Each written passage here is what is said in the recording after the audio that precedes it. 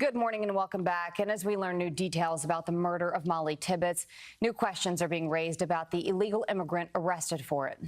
Could stronger borders save lives in this country is the question. Jessica Vaughan, Director of Policy Studies for the Center for Immigration Studies, says yes, and she joins us now to explain why. Jessica, thanks for coming on. A wall, a stronger border keeps Americans safer, you say? Absolutely, it does. The GAO, Government Accountability Office, just last week released a report that found that there have been more than 32,000 criminal aliens incarcerated in the last 40 years for homicide. These are 32,000 lives that would have been saved over the years if we had better border security, better interior immigration enforcement. There's definitely something that we can do about it. And it's far too easy right now for people to get into the country, get a job, live here without fear of enforcement. And there are many things that our government can do about it. And of course, it starts with border security and the wall, but it's also interior enforcement and making it impossible for people to get here and get a job, driver's licenses, register a vehicle, as this person did who killed Mollie Tibbetts. I mean, it was really a classic case. Let me just chime in there real quick. Is that 32,000 illegal immigrants or 32,000 immigrants in general? Well, it's 32,000 criminal aliens that the government identified who had been incarcerated in either federal or state prisons for homicide over the last 40 years. And some of them may have been here legally with green cards, but government statistics show that most of these criminal aliens are illegal aliens, that they're deportable. Yeah. And they shouldn't be here to begin with, but we're here and had the opportunity to prey on Americans, legal immigrants, other people in the community. And those are all preventable crimes, needless crimes that can and should be stopped through better immigration enforcement. Well, let's go ahead and continue on that number. You gave us that 32,000. There's more than $2.5 billion spent by the U.S. to incarcerate foreign criminals. That was in 2015 alone.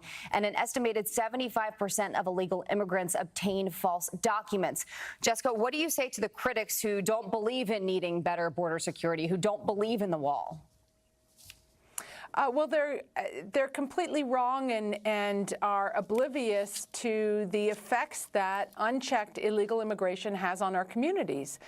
There's no question that there are certain crime problems that are associated with illegal immigration, like drug trafficking, gang crime, identity theft, and other crimes that we should not be inflicting on our communities. And illegal immigration, of course, also denies Americans and legal immigrants the opportunity to get certain jobs that are being held by illegal aliens.